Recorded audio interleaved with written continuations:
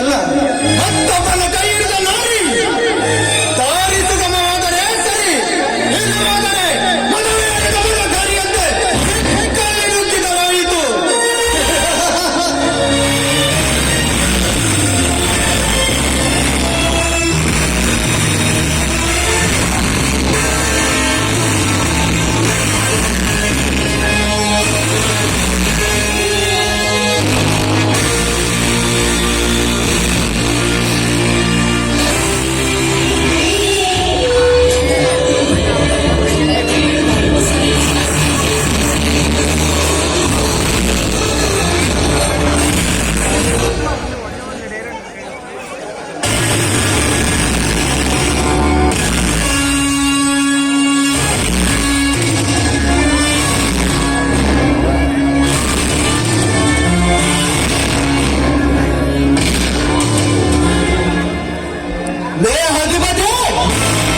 ನಿಲ್ಲಿಸು ನಿನ್ನ ಹಾಟದ ನಗೆಯನ್ನು.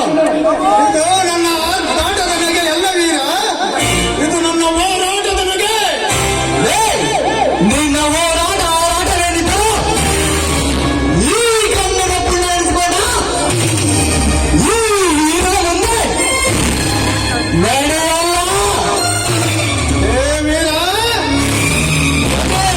ಅಷ್ಟೇ ಅಲ್ಲಲ್ಲ, ನಿನ್ನಂತ ಕ್ರೂರಿ ಕಿರಾತಕರನ್ನು ಈ ನನ್ನ ಕೋಟ್ಲಿಯಿಂದ ಕತ್ತು ಕತ್ತರಿಸಲು ಬಂದ ಆ ಮಾಲಿಕಾಂಬೆ ಆಶೀರ್ವಾದ ಪಡೆದು ಬಂದ ಕಲಿಯುಗದ ಕ್ರಾಂತಿ ವೀರ. ಕ್ರಾಂತಿ ವೀರ, ಕ್ರಾಂತಿ ವೀರ, ಅದೇ ಕ್ರಾಂತಿ ವೀರನೆಂದು ಓಡಾಡುತ್ತಿರುವ ನಿಮ್ಮಂತ ದಡ್ಡರನ್ನು ಸುಮ್ಮನೆ ಏತಕ್ಕಾಗಿ ಬಂದೆ? ಶ್ರೀಮಂತನ ಕೋಟೆ ಒಳಗೆ ಅದನ್ನು ತಿಳಿಸು. ಏತಕ್ಕಾಗಿ?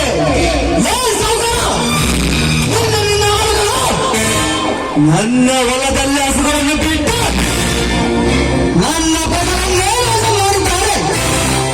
ಅದಕ್ಕೆ ಫಸಲಿನ ಪರಿಹಾರಕ್ಕೆ ನಾನು ಬಂದಿದ್ದೇನೆ. ಪರಿಹಾರ? ನಿನಗೆ ಫಸಲಿನ ಪರಿಹಾರ ಕೊಡಲು ನಾನೇನು ಸರ್ಕಾರದವನೇ?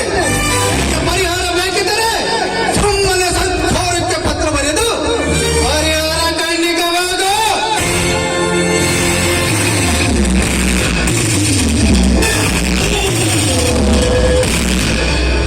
ಲೇ ಅಧಿಪತಿ, ಸಿಕ್ಕವರೊಂದಿಗೆ ಹೋಗಿ ಪರಿಹಾರ ಕೇಳುವ ವ್ಯಕ್ತಿಯಲ್ಲ ಈ ವೀರ. ನೋಡು, ಈ ನನಗೆ ನಿನಗೆ ಸಂಬಂಧಿಸಿದ ಮೇಲಾಗಿ ನಿನ್ನ ಆಳುಗಳೇ ನನ್ನ ಪದವನ್ನು ನಾಶ ಮಾಡುತ್ತಾರೆ. ಅದಕ್ಕೆ ನನಗೆ ಕೊಡಬೇಕಾದ ಪರಿಹಾರ ಕೊಟ್ಟರೆ ಸರಿ, ಇಲ್ಲದಿದ್ದರೆ ಏನು ಮಾಡ್ತೀಯ ವೀರ?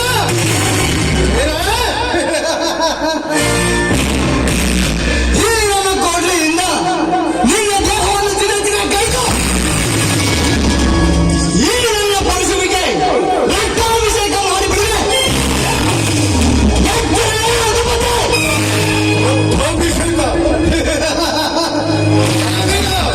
ನೀನು ರಕ್ತಾಭಿಷೇಕ ಮಾಡುವವರೆಗೂ ನೋಡಿಕೊಂಡು ಸುಮ್ಮನಿರಲು ನಾನೇನು ಹಾಲು ಕುಡಿಯುವ ಹಸುಬುಸೆ? ವೀರ ಶೂರನ ರಕ್ತವನ್ನು ನೀರಿನಂತೆ ಕುಡಿದಿರುವ ಅಧಿಪತಿ.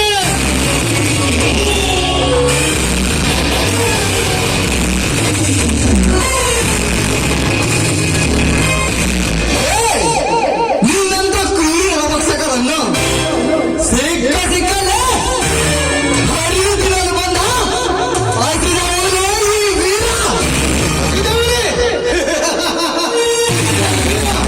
ನಿಮ್ಮಂತ ಅದೆಷ್ಟು ಆಸಿದ ಹುಲಿಗಳು ನನ್ನ ಹೆಸರು ಕೇಳಿ ತಮ್ಮ ಉಸಿರೇ ನಿಂತಾಗಿದೆ. ನನ್ನೊಂದಿಗೆ ಸುಮ್ಮನೆ ಎಗರಾಡಿ ಎಗರಾಡಿ ಸಾಯ ಬೇಡದ ಈ ಕಪ್ಪಿ ಮುಷ್ಟಿಯಲ್ಲಿ.